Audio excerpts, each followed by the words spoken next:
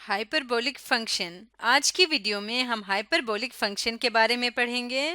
Hyperbolic function जैसे कि नाम से जाहिर है कि यह हाइपरबोला से रिलेटेड होता है और ये तीन फंक्शंस होते हैं और sine hyperbolic x, cos hyperbolic x और टेन हाइपरबोलिक एक्स, ये तीन फंक्शंस होते हैं हाइपरबोलिक फंक्शंस जिनको कहते हैं।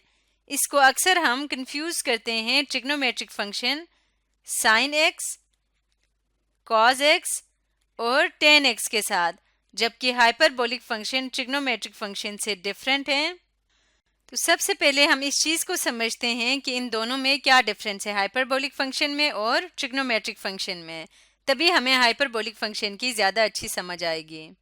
तो अब हम देखते हैं trigonometric function versus hyperbolic function. सबसे पहले देखते हैं कि ये फंक्शंस आते कैसे हैं।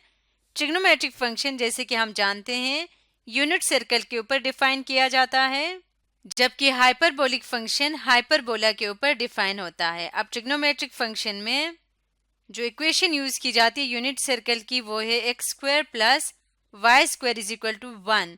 यूनिट सर्कल है इसलिए इसका रेडियस 1 है।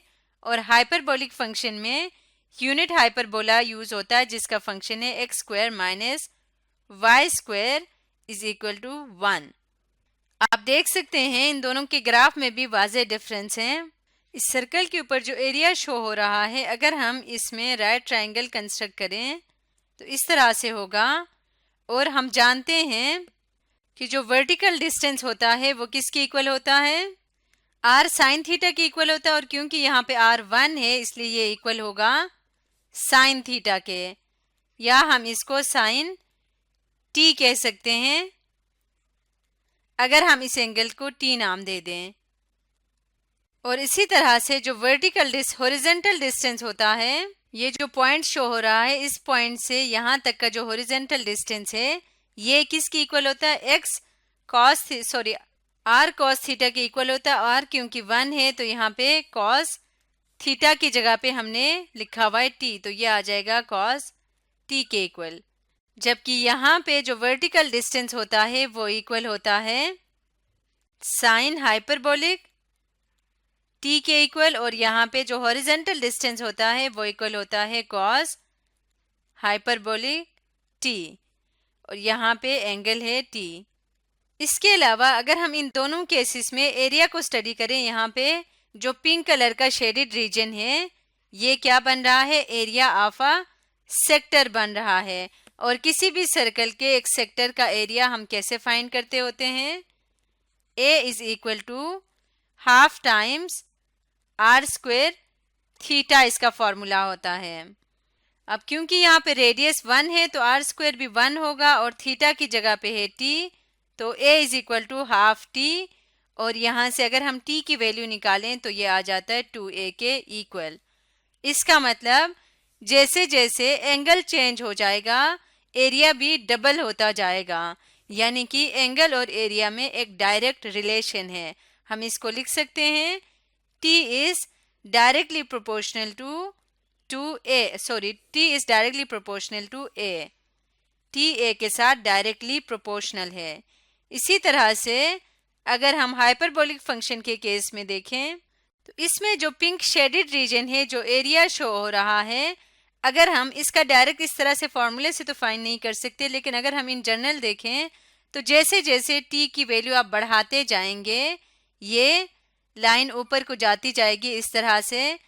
तो जब ये ऊपर चली जाएगी तो क्योंकि ये पैराबोला है, ये किसी भी पॉइंट पे ये हाइपरबोला है तो किसी भी पॉइंट पे हाइपरबोला को टच नहीं करेगा। और जैसे जैसे टी को हम बढ़ाते जाएंगे ये एरिया जो है ये अनबाउंडेड होता जाएगा एक साइड से। अनबाउंडेड है इसका मतलब ये एरिया क्या है, इनफाइनाइट है। यहाँ पे एक और रिजल्ट आपने याद रखना है कि जैसे ही जो एंगल टी है as t tends to 45 degree, angle t जो है वो 45 डिग्री के करीब करीब होता जाएगा, एरिया टेंड्स टू इन्फिनिटी। ये जो एरिया है ये क्या होगा, ये इन्फिनिटी को टच करेगा। ऐसा क्यों है, क्योंकि हम जानते हैं कि हाइपरबोला के ऊपर एसिम्पटोट्स होते हैं, जो कि 45 के एंगल पे एसिम्पटोट का बन रहा होता है एक्स एक्सिस के साथ। एसिम्पटोट्स ऐसी लाइंस होती हैं जो कि हाइपरबोला जिसके साथ साथ तो चलती जाती है लेकिन कभी भी एसिम्पटोट को टच नहीं करती। तो जैसे ही एंगल एसिम्पटोट के एंगल से बराबर या बड़ा हो जाएगा, हाइपरबोला को ये पॉइंट टच करना बंद कर देगा और एरिया अनबाउंडेड हो जाएगा, यानी कि एरिया इन्फिनिटी को अप्रोच करेगा।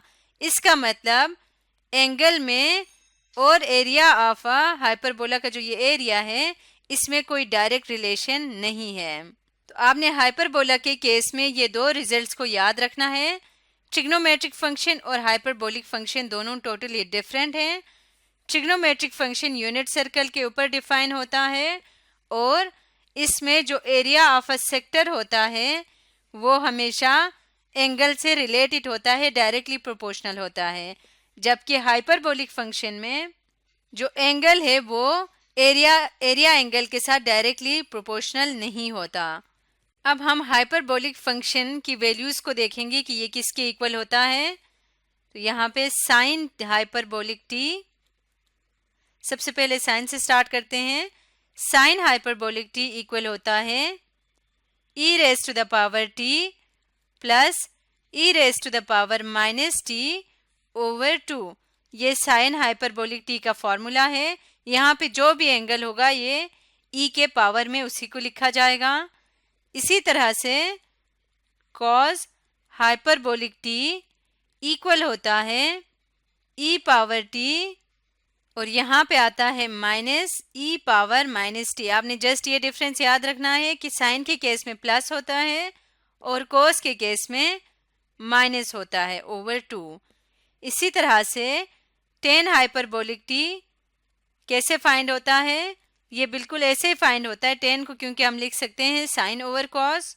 तो साइन ओवर कॉस करेंगे तो 2 और 2 कैंसिल हो जाएगा, ये आ जाएगा ई पावर टी प्लस ई पावर माइनस टी ओवर ई पावर टी माइनस ई पावर माइनस टी। ये 10 हाइपरबोलिक टी की वैल्यू है। इनको यूज करते हुए इनके इन्वर्सेस की भी आप वैल्यू फाइंड कर सकते हैं। तो ये इंपॉर्टेंट फार्मूलाज है हाइपरबोलिक फंक्शन से रिलेटेड, इनको आपने याद रखना है, ये 3 फार्मूलाज को। अब इन फार्मूलाज की मदद से हम देखेंगे कि अगर हमारे पास जो हाइपरबोलिक फंक्शन है इसमें अगर t जो कि एंगल है इसकी वैल्यू 0 हो जाए तब इस एरिया पे क्या फ़र्क पड़ता है, और अगर इसकी वैल्यू 45 हो जाए तो जैसे कि हमने कहा था कि ये इन्फिनिटी को टच करता है, तो वो हम यहाँ पे फार्मूलाज की मदद से भी देख लेंगे। वैसे ग्राफिकली ये क्लियर है कि अगर एंगल 0 हो जाए तो ये जो लाइन है ये एक्स एक्सिस को आगे टच करेगा, तो इसका मतलब पॉइंट यहाँ पे लाई करेगा और एरिया जो है वो बिल्कुल 0 हो जाएगा। लेकिन हम इन वैल्यूज़ को, इन फार्मूलाज को यूज़ करते हुए भी इस चीज़ को चेक कर लेते हैं। तो सबसे पहले हम देखते हैं कि जब t 0 हो जाए, when t is equal to 0, हमने कहा था कि अगर t 0 हो जाए तो एरिया क्या होगा, वो भी 0 के इक्वल होगा। तो आज की वीडियो में हमने हाइपरबोलिक फंक्शन के इंट्रोडक्शन के बारे में पढ़ा।